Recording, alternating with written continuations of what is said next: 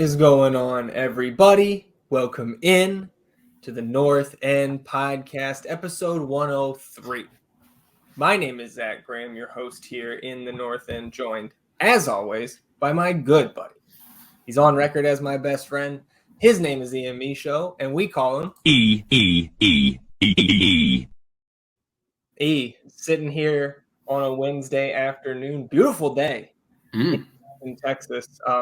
Especially beautiful for me sitting here as the over-unders champion after putting just a historical aspect on you in fantasy football. The second highest score in a week in the last 3 years in that league. How are you feeling, my friend? That's not true. It is. Go look it up. I just put up 364 the other week. The second highest score in the last 3 years. Okay. Look, man, I'm good. You know, we're in pod mode here. I have started a new job, so I'm trying to get acclimated into that, as well as, you know, maintain my responsibilities to the Austin FC community with my North End podcast contract, which might need to get renegotiated here soon. But you know, the reality of not much going on with our favorite club is really setting in. It's you know, it's been quiet, but we've had a little bit of news to jump into here. Mainly, you know, it's just speculation going forward and what we're going to do. And I'm thinking of guys and daydreaming about players we can get and all the stuff that we're going to open up here. But other than that, you know, I'm doing well. And like you said, it is a nice day out, a little brisk, but the cold weather is a welcome sight right now. I don't think it'll be here too long. Yeah, I mean, and going back to, you know, the terms of your contract, I can break this news. North End Podcast picks up E's 2024 option. So, you know, still negotiating maybe an extension off of that, but we've got you locked in for next year. And yeah, we do have some Austin FC news to talk about here. And like you mentioned, some rumors, some whispers, as it kind of, I think, will be for the next month. And, you know, it's Halloween was yesterday, so we're into November, which means we're just a month away from really all of the action ramping up. You know, first week of December, you get MLS Cup, and then all of the off-season dates that follow. We'll talk about some of those game ones, just a quick, you know, little recap spinning through, you know, the first round of the MLS playoffs. Those game ones conclude tonight with Columbus and Atlanta. And then we'll talk, you know, some nonsense update on the goals bracket, which is closing out the first round of voting here today. We can go over our team points draft, you know, continuing to recap the nonsense that we started at the beginning of the season, and of course, close it out with some bets. I guess let's start with the actual news here, right? Ethan Finlay has agreed to a new contract with Austin FC. It's a 1+1, so we've got one guaranteed year up in 24, and then the club controls a team option for the 2025 season. So I'll just toss it to you. What are your thoughts on Ethan Finlay back in the Verde and Black? Happy he's back. I know when we were doing the cap sheet breakdown a while ago after the Diego trade, we had Finlay up there with being out of contract, and we were both of the mindset that it'd be great to get him back on a team-friendly deal. Do you have the figures on that, or is that not out yet? So that was actually the other bullet point that I have here on the Finlay news, was discussing this topic with a few buddies yesterday as well in Slack. As per usual with MLS, the financial terms not disclosed. And so I just kind of, it may be a short back and forth between you and I here, because I think we're probably on the same page here. I think, and again, this should not be priority one for the league, but I think it's good for the growth of MLS long-term to disclose the salaries when these contracts are announced, just for the media side of things, right? The buzz for the fans, whether it's like your more corporate media or your fan-made media, like we have a ton of, you know, really quality fan-made media here in Austin, us not included.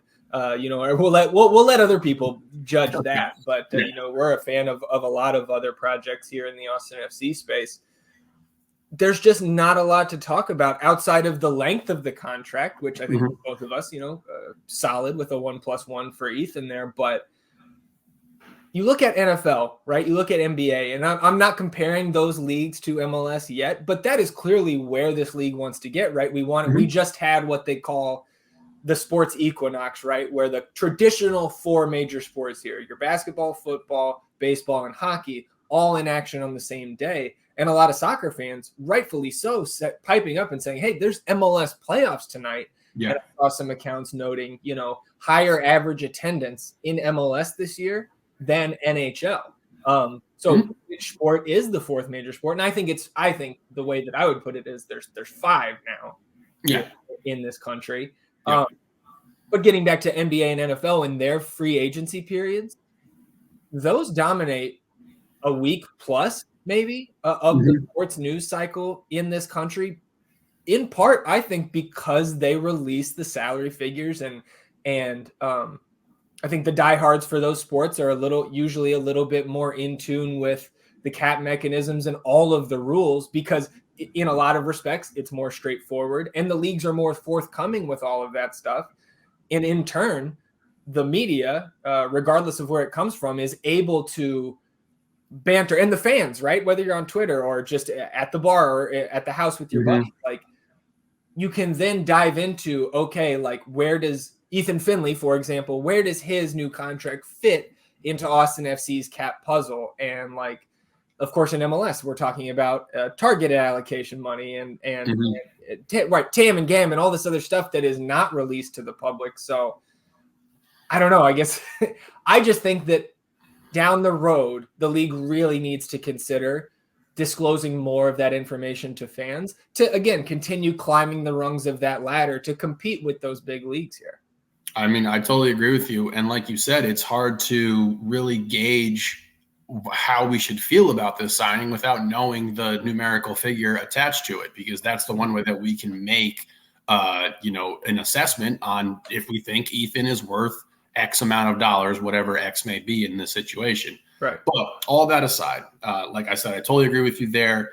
And it has to come along because you need that discourse between fans. You want that interaction between your Bogarts who are releasing this information or whoever it may be releasing this information, and then the discourse that then happens in that Twitter feed or whatever post it may be. It's only good for the league, and I assume we're headed in that direction. I don't know why you would want to keep all of these things as vague as possible when, like, this is what we're eating up in the offseason now. We're eating up these contracts. We're eating up these signings. And you want to have that buzz going, particularly when you have this setup in this league where it's like, here's your open window. This is when you can do stuff. And now that's closed, and then it reopens again. So I'm totally with you there. It needs to be changed. Now, all that being said, Ethan is a true professional, a guy who is, in my opinion, an above average type of replacement level player. I don't want him to be a night in and night out starter. And with everything we've done preceding this move, it would be a failure to be looking at Ethan in that regard. So I am not approaching it from the standpoint of, okay, he's slotted into the starting lineup. He's ready to go with whatever 11 we're going to have. He is going to be somebody who will play, fill minutes when we have some injuries or if we're doing some rotation and some rest. And I think he's a great, great asset to the team in that regard. Every time we've seen him in limited interviews or post-game pressers, I'm always a fan of his response. I liked what he said at the end of the season with the last game coming up, how we're going to approach this game. And I know that he was talking from a standpoint of like, this is how I'm coming at it. And I like that type of mentality. So I'm happy with the signing. I know it's not a big splash that everyone's been waiting for. And, like we said, it's going to be an offseason of some hard goodbyes. And it's good to not have Ethan be one of those. Yeah, I think, we've been pretty consistently saying out of that list of guys who were or had options or were free agents, Ethan was the only one that was a true free agent without an option. He was the one I think that most people I saw were saying, yeah, like Ethan Finlay, let's bring him back. And the other ones, we'll see where the chips fall. And I mean, he's been, if you've been with this club since its inception, Ethan has been here. and he is not on the level. So he came in the second year. Yeah, I'm sorry. So like from the beginning, where it's like we're establishing these are our favorite players. That's right, where I'm for sure. It's just like it's like your Alex Rings, your Diego Fagundez's, Mm-hmm. and then Ethan kind of fits in that second rung, in my opinion, in terms of fan favorite guys, people who are seen pretty favorably in the fan space. So I think it's a good thing, a good boost for our contingency of diehard fans who are paying attention to this stuff right now. And look, man, if we put better players around Ethan, I think that's going to be a really good thing for him because he's got a nose for the net. Yeah, I'm totally with you there. And I think like it's really hard to say, like, all the information we have in front of us, just the length of the contract and the body of work that Ethan has, like on and off the field, right? You mentioned like he's very frontward facing compared to the average Austin FC player, and whether that's he wants to do that stuff and be a voice for the locker room, or that's really the team saying, okay, Ethan, you're maybe one of the more well-spoken type of guys, and we can have confidence that you can deal with any sort of media like that. Like, it's really hard to judge the move without knowing what the salary is, because he was on 425,000, I should say. Mm-hmm. If he comes in at or above that number, I'm less excited about it than if he took at least a slight pay cut. Like, I think I would be 300K or below. I think I'm ecstatic combining that cap hit with the length, the 1+1 of the deal. So again, it's with all of these deals, we're going to have to just have that little bit of like trepidation, pump the brakes a little bit, even if we bring in these more well-known guys. Like if we bring in a guy from outside of this team or even outside of this league that you and I recognize the name, we're going to be hyped, right? We might even fire up the live stream for that. Yeah. But the full gauge on where this team's salary cap sheet is at won't come until April, I think, when they do that first release of the salaries. So again, I just hope that the league, just kind of bringing this full circle, will make some changes over the next few years. Because again, I think that just furthers the profile. It gives the fans a lot more to talk about and analyze, especially in this time where there's just not a lot to talk about if your team is not in the playoffs. And then once the playoffs end, we go into, kind of a month and a half, 2 months of just free agent signings. And you could pay more attention to that if all the information was actually given to us. Yeah, and it makes it even more difficult because we're very much a team in transition here. We're very much a team that is in flux and moving in a different direction than we have been. So it just makes it even more difficult to be like, okay, I feel great about, where we're headed. And in regard to Ethan, I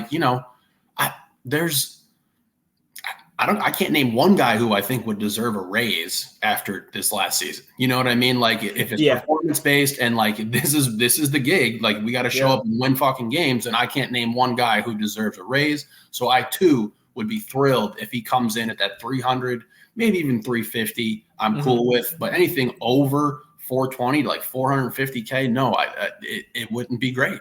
Yeah. But again, like you said, the term of it, the duration of it also allows flexibility going forward after he comes off the books this next season. And we looked at this from the standpoint of, okay, 3 transfer windows is our baseline. This is what we have been told. It's going to take at least 3 windows for us to really revamp this roster. And then we are going to try to make improvements every single window after that. I'll give you 3 names who I think could deserve a raise here. Not that I necessarily want to give it to them based on the salary cap or their contract status, but I would say both keepers, your Stuver and then, sorry, Matt, Damian Lass, right? Yeah. And then Danny.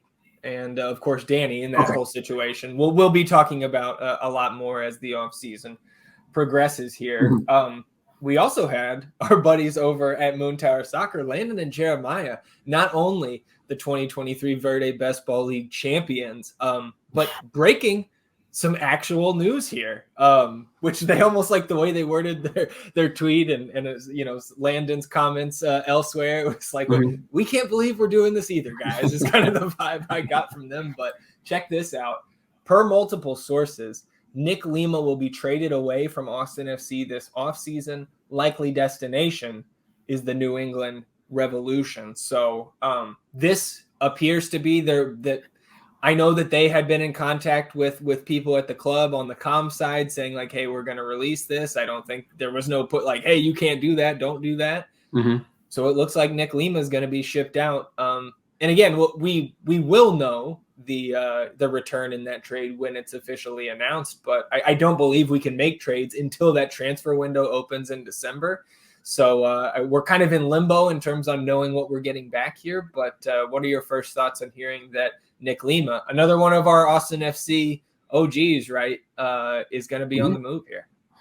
I mean, this is the opposite end of the Ethan deal. You know, this is one of the sad goodbyes that's going to be tough to say, say adios to a player that I really enjoyed. I really loved. Nick has been a consummate professional since day one here with Austin. I know he's, not the most popular player, probably given his position and what he's asked to do out there on the pitch. But the guy shows up and he does his job, and he's been called upon many times and has performed many times. I mean, I'll never forget him getting Gareth Bale assignments and, trying to lock down some top premier players in MLS and being up for the task. So again, difficult to gauge until we see what is being sent back. If I had to guess, with my limited knowledge of the Revolution roster, probably looking at acquiring some GAM, trying to get some more money and some more flexibility to go after what we think are the stallions that we're going to be bringing in here to the stable. Nick has been one of my favorite players for a long time. I've really enjoyed watching him play. And, if this is true and actually, materializes in December, which seems like, man, this is a long ways away to break this news, over a month away. Think about Jared Stroud last year. That was in August. We got the news that he was going to be traded to St. Louis City. Mm-hmm. So not the earliest we've heard something like this, but I agree. It does feel weird when you can't actually can you imagine week 2 of the NFL season is like, hey, at the trade deadline, we're going to move this guy. Yeah, right. Something like that. But I went right to, as I always have with Nick Lima, is like that game against Gareth Bale. Whether you think Bale was going 100% that entire game or not, it was still an impressive showing, and the probably the most notable one for a lot of fans. And second, everything you said about Nick, guy always busted his ass 100% out there, when he was on the pitch for us. Go ahead. Obviously Josh is in place, and we ask our fullbacks to do a lot. And that is definitely a position that we need to be better at. We got Johnny on the other side, who is a converted wing. We've brought him back there and asked him to change his style of play a little bit. So that to me was part of the, if you're looking at the roster, it's like, we got to get better specifically at this back line after what was a horrible season in regard to the defense. And I think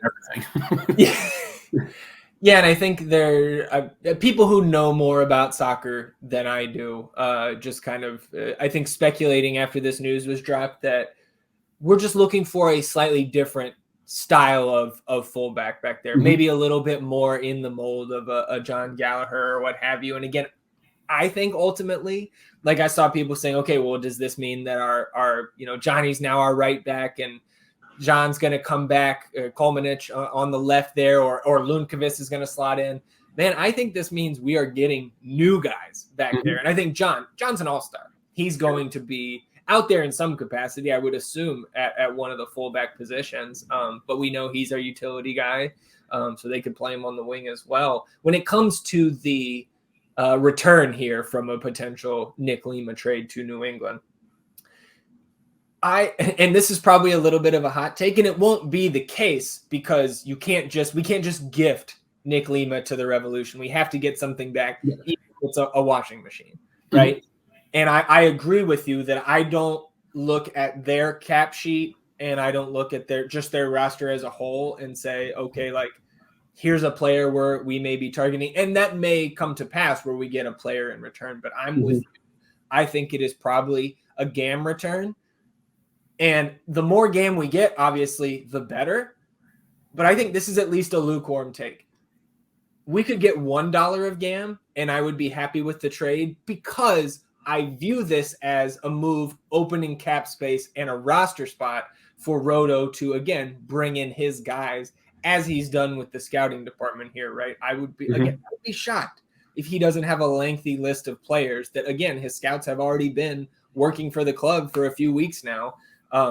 There's no way. Has these replacements, these upgrades, right, on paper, ready to go. So, like, to me, just opening the roster spot in the cap space, $375K was Nick's contract. To me, that's a win. And again, we're going to have to get something back. So as long as that's GAM, I'm great with this. Again, similar to a contract like Ethan's, we can't judge it until we know what that space is filled by, right? But I'm very excited at the prospect because this move is not being done to then just sit on our hands and not use that roster space, that cap space, and that GAM return or expected GAM return. That is for another move, and you wouldn't think it would be lateral, right? Like Roto was trying to upgrade as many positions as possible, and like you said, in every window. So I don't know. What's your take on that? I mean, look, man, it's just been tough. Like we said, patience is the name of the game here. Standard operating procedure. If you're an Austin FC fan looking at all these moves, Diego move.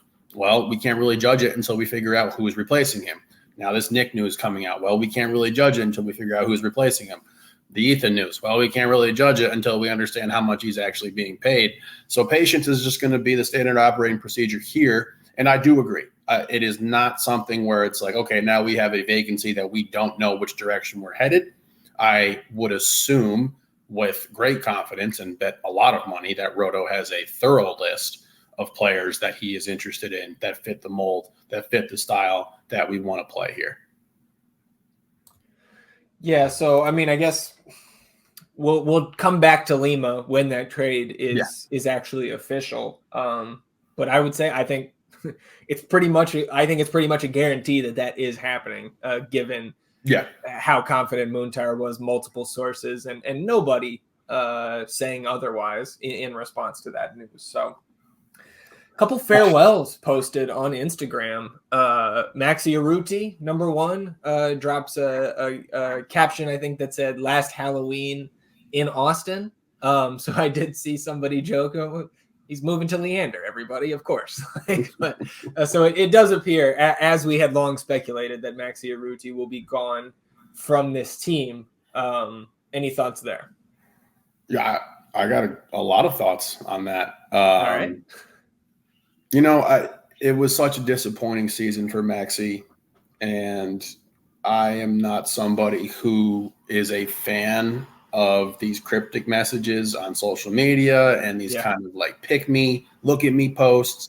It's like, yeah, dude, it's your last Halloween in Austin. You're sitting on top of a sports car. Things aren't too terrible. But look, Maxi had 1 foot in the door, 1 foot out this whole season. And I think that is partially because of how he was being treated by management and the coaching staff in regard to his playing time and his, his lack of production out there on the field was probably compounded by the fact that he couldn't get into any sort of rhythm, wasn't getting consistent starting spot, lost his backup job to Will Bruin as the season progressed, and he clearly grew frustrated. Now, I've been in situations as a player on teams where things weren't going great, and you're thinking about your next move and where you want to go and how you want to see your career, whatever that means in regard to my playing experience, play out. And it can be challenging and difficult to stay focused and locked in at the task at hand, which is being a good club for the season you're playing in. And I don't think Maxi was about that the entire season. I know he brings the vibes, and I know he's a positive guy, and the dudes like him and stuff like that. But when you saw him out on the field, it just seemed like something was consistently off, and the whining and the complaining and the throwing of the hands and the potential shots at the coaching staff and the cryptic messages on Instagram are things that are not needed. Regardless if you're doing well or not. Like, it's worse when you're not playing well, because then it's like, why are you piping up so much? Like, get to the practice facility. Let's go do something. So and I'm not going to judge Maxey solely based on this year because we know what he brought to the club in his prior seasons and the passion that he showed when he was locked in and focused. It just wasn't there this season, and it's left a sour taste in my mouth. I imagine in his as well. And I know when he was down in Miami kind of posting things like maybe he's going to Miami, it's like, why are you doing that? You know, like it just was a bad look throughout the course of the season for him. And I really do wish him well wherever he may end up. I hope he enjoyed his time in Austin, and I hope the last Halloween was a good one, man. Yeah, for sure. I mean, it started right with the game winner against Montreal, which little did we all know his only goal of the year. When he scores that goal, he turns around and just points to his jersey instead of doing the Maxey arrow, right? And then we had him and Diego to post in, we don't understand and things with practice. And again, like you said last week, talking about players posting cryptic things on social media and being able to just shrug. Oh, it's about a practice drill, right? Like, okay, buddy. Yeah. Good points by you. No additional notes for me. The other guy, though, that posted a farewell message, we hardly knew him. Urruti Djeffal posting, came with a smile and left with a smile. And this one had a little extra spice by another ex-Austin FC asset, Jackson Valti, commenting on that post. Smile for a very different reason, ... escape. So, yeah, I see your facial reaction. I see that you had not seen that yet. What are your thoughts there? I don't know. That's a shock. Escape. We just won the fucking cup, bro. What are you getting away from? Winning championships? Like, we're a fan of the Grill Master here. He was one of our favorite, players on Austin FC too when he was here. Weird. I don't know. What do you make of that? I mean, I think it's two young guys who were frustrated with lack of playing time because, again, like Alonso was getting on FC2, right, the vast majority of minutes. I imagine that had something to do with Jackson getting up to Colorado. But can you argue with it? I'm not. I know, I know that players can those guys. Yeah, but think back to when we were that age, right? Yeah. We weren't getting paid professionally, but at the college level, everybody who's on the bench thinks that they should be playing, for sure, right? Or most athletes in most sports. But we've also seen with, like Sophie, like we saw him respond to somebody's tweet with the shrug emoji about like, where's Sophie?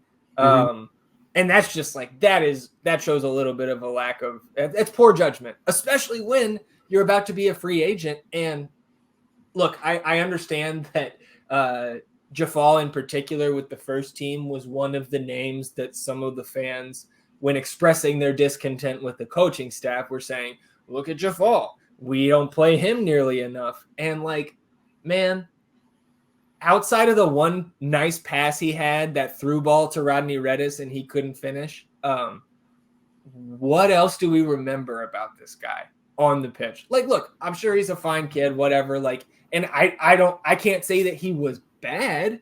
Yeah. But it's just such a reach to say that like anything would have been different in this season or going forward with more Urruti Djeffal. This is a guy who played massive minutes for DC last year when they were the wooden spoon winners, right?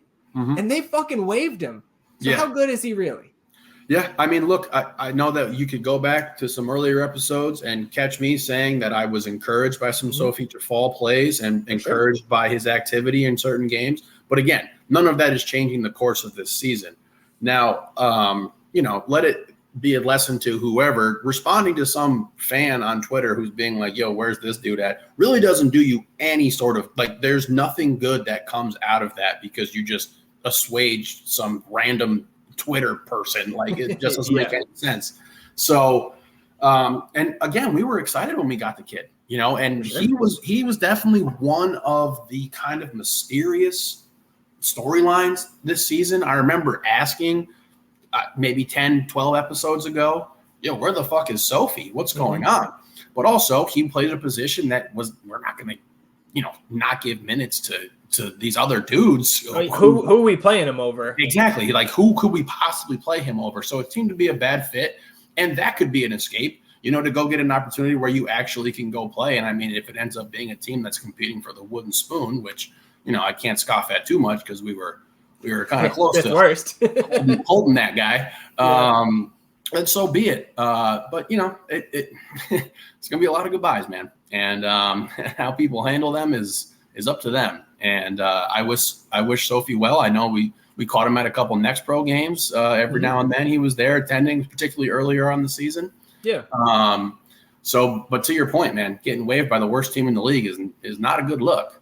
Right. Especially when you're a young guy who you can kind of grow with. So. Yeah. Well, and they played him so much down the stretch of last season and decided, gave him the non-wave. We're good. So, Austin going to do the same thing here. And again, like to your point about where did he go at the end of the season, I think that probably had something to do with Hedges coming in, Leo coming back, Julio healthy. Now, Alex Ring is another option in the midfield. So there's just another guy you're just not playing over on this team and in this system. So, wish him the best. And I'm sure we'll see him land somewhere. Somebody will take a shot on him, I would think. I think so. So those two guys, we got two other pieces of news here. One, Hernan from We Are Austin TV, I think following up on a report from South America saying that Olympia is not purchasing Johan Romaña, so he is returning to Austin FC. And I think Landon put it best on this week's episode of Moon Tower saying, well, does that mean he's returning to Austin FC or just like he's going to come here and then we're going to find a new spot for him? I think it's probably the latter. But what this means to me, if this actually, and H told me, confirmed, he has his deal is not up right now. Mm-hmm. What this means to me, thinking about Diego Cerati, it's not just Johan Romaña with another year. I think it's probably Rodney Redis with another year. What are your thoughts there? They're not good. If there's a fourth year on there, I would assume that there's a fourth year with Rodney. And Diego, why would it not be? He sure did do a number on us and our cap sheet and our roster. Look, I don't know if Johan Romaña has the maturity levels to come back and be welcomed by this team and then play. I don't know if that's there. I don't know if he has a relationship with Josh that seems good. I don't think it's a great idea to post shirtless pictures of yourself to try to show that you're in shape, but then when we see you run, you collapse after 10 minutes. Yeah. So I don't know if he has the maturity, the emotional maturity to be able to show up and be like, okay, that's the bygone. We're here, we're professionals, we're here to do a job. So loaning him out again would be great. You have to. You have to. Dude, you can't play. He can't play. We cannot put him on the field. If we're building the team that we want to be building, that exactly we're building, there's no room for Johan Romaña minutes. None. He ain't playing.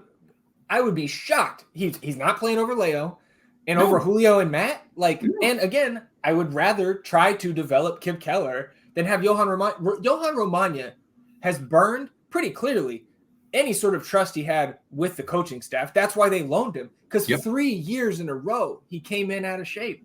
Yeah. And so I just, to me, it's done. And I fully expect if he does have this extra year on his deal, he's going to be spending it somewhere else. And I would almost pay another team to take him at this point. Yeah. I mean, no, he would just be bad. Like, he's not a locker room guy. You know what I mean? He's not like a veteran presence that you can bring in and kind of have, like a Hector profile. Yeah. He's a dude who thinks he's better than he is and wants to play and thinks that he can just go out there and rely on, just showing up and getting the job. Well, and there's nothing wrong. There's nothing wrong with the mindset that he's better, that he thinks he's better than he is. Sure. Like almost everybody has that, right? But it's the fact, to me, it's just the offseason. You said it. He doesn't have the maturity to be at this level in MLS. We're not saying MLS is one of the top leagues in the world, right? But he's proven it. He's proven it. True. And that having him back on this roster, to me, is just a step backwards into the past that we're trying to leave behind. Yes, I think it would be a disaster if he was here. He has to be shipped out.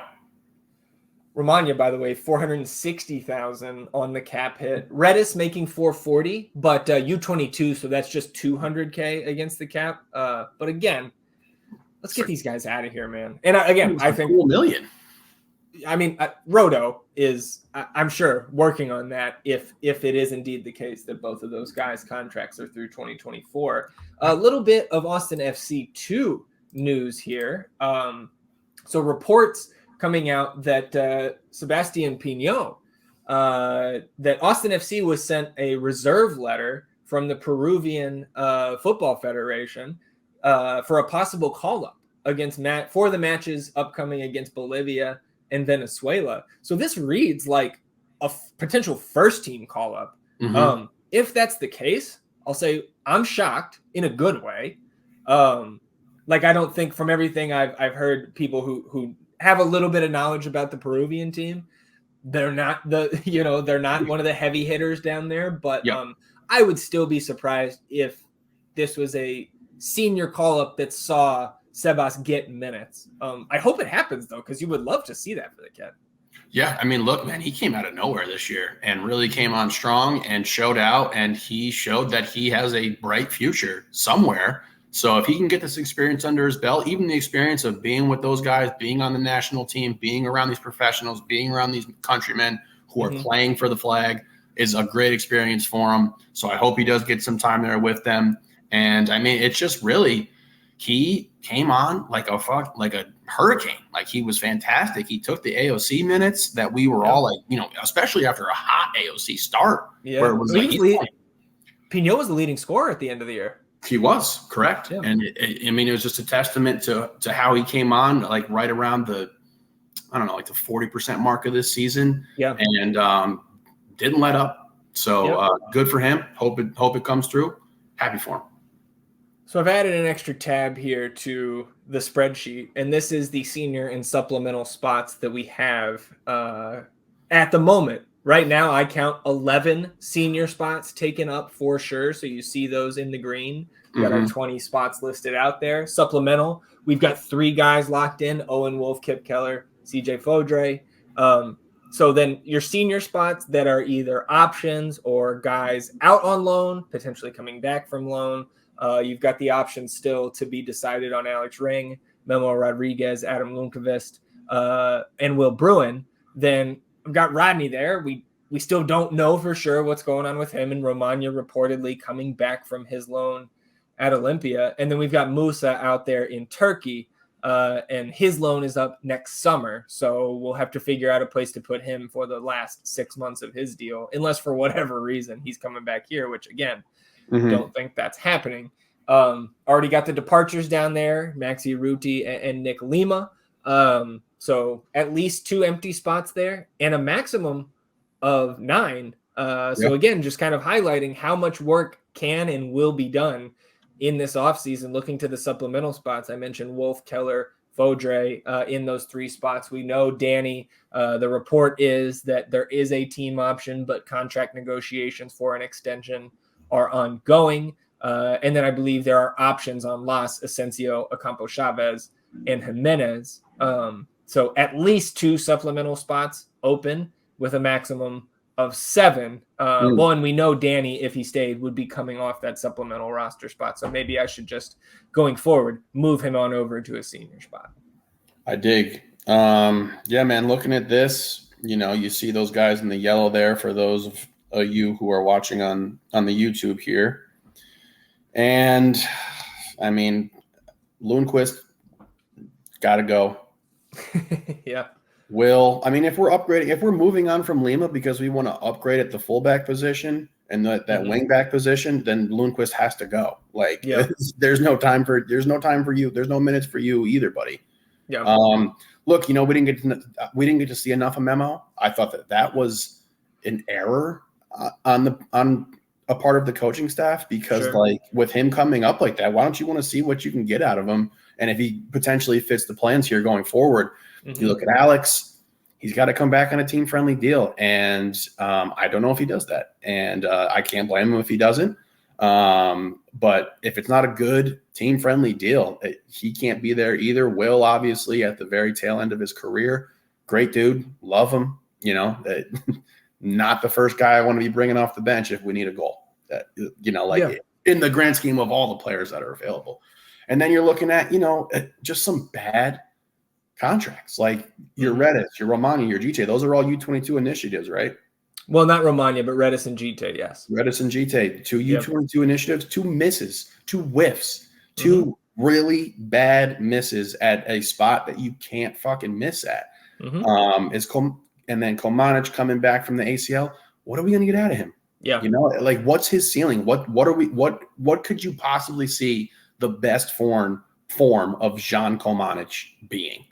Well, and Komanic, like, even if he comes back 100% of what he was, he wasn't in your top 5 list of players anyways.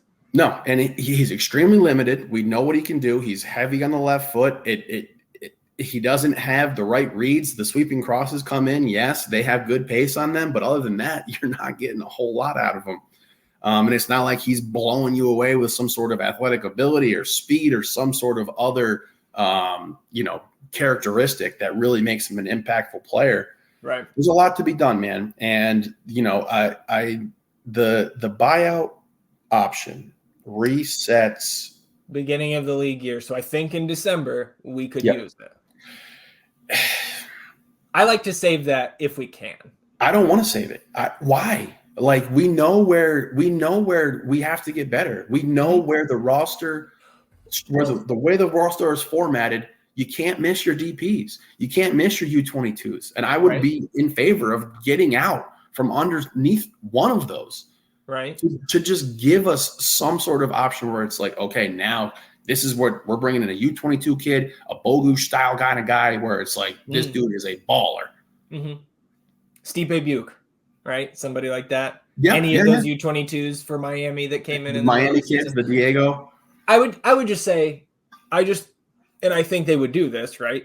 Exhaust all other options to move guys before you use that buyout because, dude, it's so valuable. If you have that going into the summer window, right? Like we used it on Tarek, right? It's the get out of jail free card, and the longer you can hold on to that, the better, I think. I mean, I'd rather get out of a maximum security facility than a fucking little podunk ass county jail. Right. But look, when we're looking at just these spots, and again, we'll do a cap episode at some point here. Another cap episode. Yeah. Just on these roster spots, right? 11 senior spots locked in, 3 supplemental. And I think we can let's go ahead and just say Danny and Damian Loss are here, right? Yep. So that's 16 spots out of the 30 total between senior and supplemental, like 14 potential roster spots open. I just think there's so much. We already know the numbers on the salary cap, right? With your cap space and our TAM and GAM allocations next season, not including anything that we've taken in from trades or what have you, we're going to have like half of our space is what we calculated after the Diego trade. So like, I just don't think right now that I'm thinking buyout on any of these guys until we absolutely, like if we can't move a Johan Romaña, nobody wants to take him on a loan, then sure, maybe we'll think about it there. But I think we're far away from me wanting to say use that on anybody. I mean, I'm also coming at it from the standpoint of those 13 spots, 14 spots that you just mentioned are now going to be filled by Roto. So I'm not expecting misses. I'm not expecting bad contracts. Obviously, you can't hit everything. Right. There will be some. Some will happen. But, like, are they going to be worse than the fucking guys we got in the books right now? No. I just can't foresee that. So I understand having it in the chamber, keeping that one in the head just in case we got to get out of something. But there's plenty of stuff we can get out of, right? We should probably be trying to get out of right now. Absolutely. So we'll keep that little list updated as the offseason continues. A little bit of MLS news. I should say one piece of MLS news here that I think hit earlier this morning on Wednesday. The Spanish newspaper El País says that the final 8 games of Gremio's campaign will be Luis Suarez's last with the club. Inter Miami has already exchanged emails with Suarez and his representatives over the terms of a contract. It will be a 1+1, aligning him with the end of Leo Messi's contract in Miami. How do you feel about Luis Suarez being added to the bevy of options that Inter Miami has? We'll probably have to put some shoulder pads on the resume for the equipment that you'll need just so you won't get hit. Fuck him. Fuck him. Fuck Miami. Look, I'll be happy. It'll be nice to watch him play. He's an absolutely astounding talent, and the rich just get a little richer. Yeah. So all these boys, we're getting the Barcelona 2.0 over here for sure. The geriatric version. Yeah. I mean, shit, they're still going to just run roughshod over the league next year, man. I mean, I cannot wait for our schedule release. Live stream did that last year. It was a blast. Mm-hmm. It's the one game everybody wants to see on the schedule, right? Inter Miami at Q2. Correct. Oh, I hope that happens. It'd be wonderful. Yeah. So I mean, everyone wants that, though. Of course, every club wants it, not just absolutely. the fans. That's some big bucks right there. Yeah, good for Miami. I don't think they're going to be done. Obviously, we're going to see a couple more names slot into that. Maxi Urruti. So yeah, he's going to take Suarez minutes. Yeah, fuck him. All right, game ones. Again, closing out tonight here on Wednesday with Columbus and Atlanta. That's the 3-6 out east. And including the wild card matches, we have had every home team take the wild card and game one of their first round series, except the team that I said all year was a mirage, and they actually sucked. St. Louis City defeated 4-1 by the 8 seed Sporting KC, their closest rival. I know you said, and I've been, I did not catch any of these games all the way through because hoops are back and you and I are head down in NBA. You want to talk about units. You think we're doing bad here. Oh, it's the complete opposite times 100 on the NBA side of things. That's our bread and butter, as you've said on the pod before. But pretty much chalk here through the first round of games here in round one. Mm-hmm. Any takeaways for you? Like maybe even on I guess I'll say this as I see you kind of looking, maybe some noise going on there on your side of things. Certainly not the first person to say this, but now that we're here, I'm a lot lower on this playoff format than I was coming in. It just when everything was an elimination game last year, man, and it was much must-watch TV for me. And these just weren't. Like NBA was happening last year too, but I was watching all the playoff games, and it's just different this year. So, what are your thoughts here as we continue to move through the first round? We shouldn't be too shocked, right? We learned throughout the course of this season how difficult it is to go into another team's stadium and get 3 points. So you see all that chalk outside of St. Louis, and good vindication for you.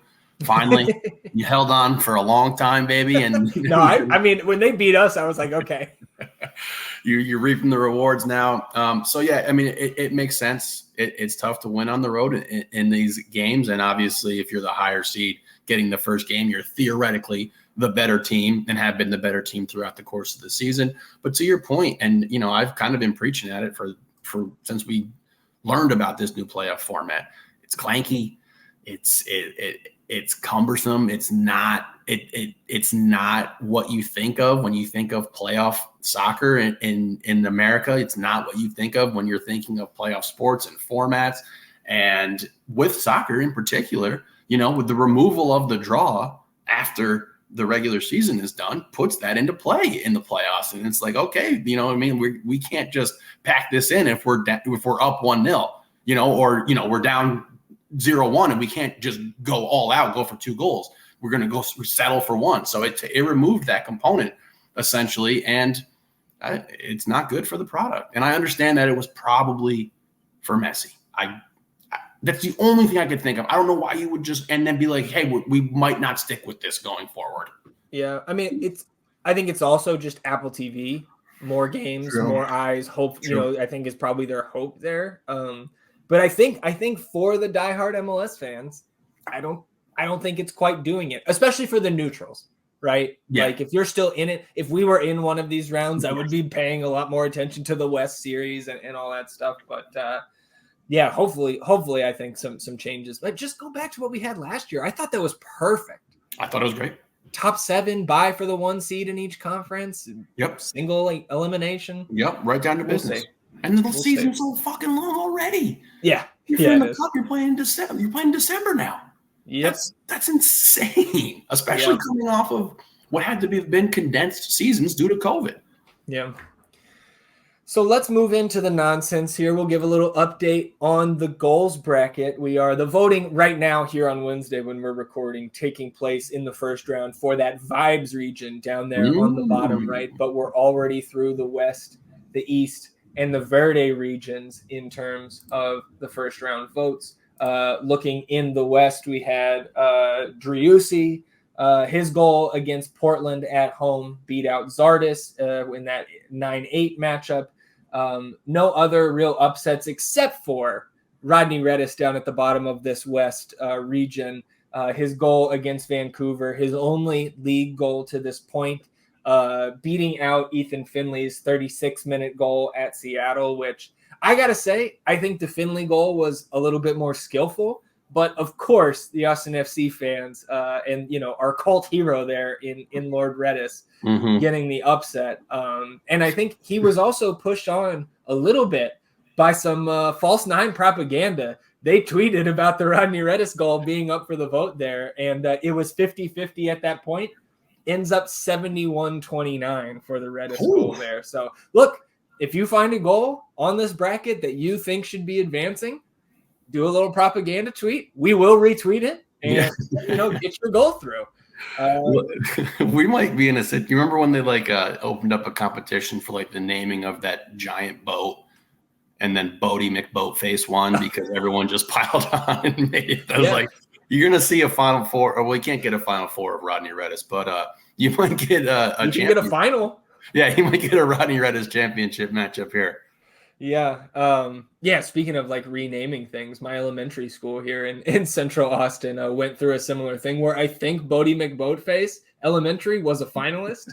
So there you go. East region here, everything going chalk except Driussi's volley against Violette, which I think is a sleeping giant here in the East as an 11 seed. 65% of the vote beating out Rigoni's goal at New England. So that Driussi goal into the second round, going to take on Zardes and his last-minute winner at home against Toronto. So those matchups coming out later this week. And then yesterday, the Verde region getting started. I shouldn't say all chalk there. Rigoni's 11 seed, his 95th minute or 5th minute of stoppage time, I should say, at Minnesota, beating out John Gallagher's equalizer at Portland. And then the 10 seed, Zardes against Houston. This was a very low-seeded goal for the meaning behind it. That was Zardes. That was his 100th career MLS goal. So, the committee doesn't get it right every time. But up against that Wolf header from decision day in the next round, that's going to be a close matchup, I think. Yeah, it shouldn't be, but it will. But it will be. It will. So make sure you're tuning in to our Twitter account every day. These votes only happen Monday through Friday. Don't have to worry about getting your votes in on the weekend. But yeah, continue, rolling our way, rolling right along on the path to naming the 2023 goal of the year. We talked about we went over our over-under competition last week, tiebreaker this Sunday. To yours truly, I'll take that championship from you, E. And then looking at our team points draft from earlier this year, where you and I snaked back and forth, each picking 10 MLS teams and just totaling up their points from the season. I started us off with the first pick, Austin. So did not get off to a hot start, but I did end up waxing you by 103 points in this draft. And I got to say, a little bit of luck in here because I'm taking teams like FC Dallas, NYCFC, Sporting KC before my last three picks of Columbus, Orlando, and New England, who I think were 3, 4, and 5 in the East. Yeah. You had Toronto as your fifth pick with 22 points. I went back and listened. You're talking about, and I was agreeing with you at the time where, Bernadeschi and Insigne and, et cetera. And then you took DC, who was your, you loved the Fighting Runes coming into the season. And I listened back and you said, well, if I'm taking DC here, that means you have to take St. Louis. And I was like, no, it doesn't. That's right. Wish I did. Yeah. So, wish I did. Yeah. Fun to look back on this though, even though, spanked you a little bit. Yeah, no, it's good. Man, yeah, Toronto really fucked me there. Highest payroll in the league and 22 points. Never good. Tough. Galaxy second round pick, 36 points. I mean, tough. Yeah, it was bad. I can't. Seattle went in the fucking 5th round. I took a shit. It's 3. Well, you did. Right, get this off the screen. You did take Miami in the 10th round, and you did say they're potentially going to get Messi and friends in the middle of the season, so I'm going to take them with my last pick. They weren't able to do anything before he got there. So I think the process was solid. Yeah, we'll be back next year. We'll be good. Yeah, I'm excited for all these next year. We've got a year under our belt now with some of this nonsense, and maybe going to be a little bit better in 2024. Hopefully, just like everybody's favorite team. Let's close it out with the bets here, E. Minimal bets last week. We did hit on Cincinnati at home, -110, hosting the Red Bulls. St. Louis at even odds. No, not even close. And then Patrick Mahomes. This is probably the drawback of making NFL bets on a Wednesday. Patrick Mahomes gets sick the day before the game, comes nowhere close to that 272.5 passing yards number, get demolished by the Denver Broncos. So that was a -1.1 units on the week. That does put us below that -40 unit threshold on the year, E. So going to make, look, I think we got some interesting picks here this week. Being able to kind of play into the series factor here of the first round and some of these odds that I think are just a little bit too high. I know you have a couple that you like as well, but I'm going to start us off. Cincinnati now, of course, on the road here in game 2 of that series in New Jersey, taking on Red Bulls. They're +245 to close this series out. Supporter Shield winners against a team that had to play in the wild card to get in. Yeah, I'll take Cincy +245. Absolutely. I'm going to LAFC and Vancouver. Vancouver had a good year. LAFC is obviously uber talented. Took the first game at home as to be expected, 5-2 win. I see him closing it out up there in Vancouver. Obviously a tough place to play on that turf. Nobody enjoys it. But still, I think the talent shines through. I would imagine LAFC is very locked in, looking to defend their championship. So go ahead and lock that in. LAFC let me give you the odds here, +145 up there in the Canadian land. Yeah, Canadian land. The man, that first game, the first half of that game was awesome. It was 2-2 at the half, and then LAFC, as they do, just continue pounding on the door and get 5 goals past Takaoka there. All right, I'm going to go back to this series as well. St. Louis going to Sporting KC here.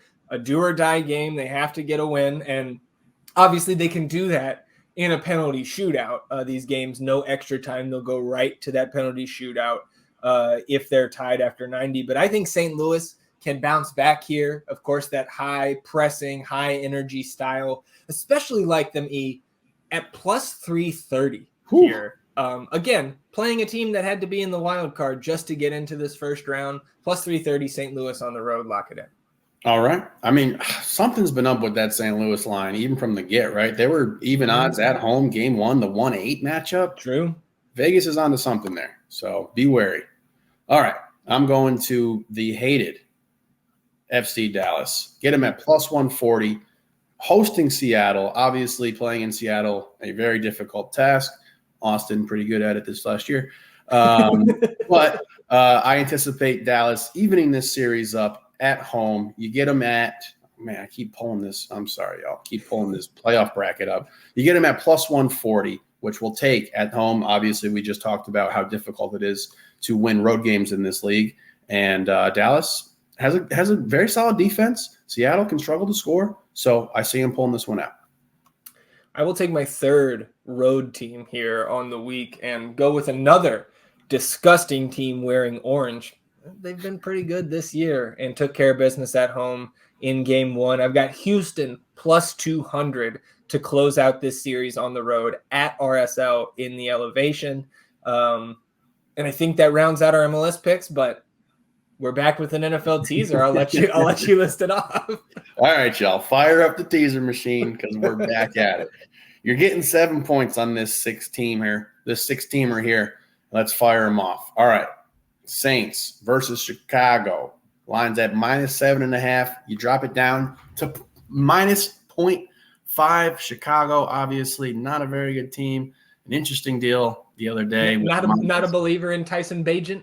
I'm not a Tyson Bagent believer. I'm not a Chicago Bears believer in general, but I got a couple Chicago fans, and they've been really going at it this last week in the text threads there.